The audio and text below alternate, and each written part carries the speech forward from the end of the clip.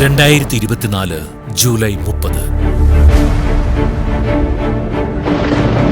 മരണപ്പേമാരിയിൽ മുണ്ടക്കൈ ചൂരൽമല നിവാസികൾക്ക് എല്ലാം നഷ്ടപ്പെട്ട ദിനം. കേരളം ഇന്നേവരെ കണ്ടിട്ടില്ലാത്ത ആ വലിയ ദുരന്തത്തിനു മുന്നിലും നാം പൊരുതി നിന്നു.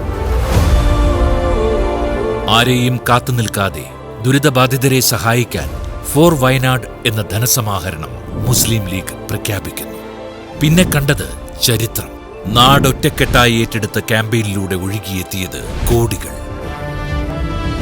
ഇന്നിതാ മുസ്ലിം ലീഗ് പ്രഖ്യാപിച്ച പുനരധിവാസ പദ്ധതികൾക്ക് തുടക്കമാവുകയാണ്.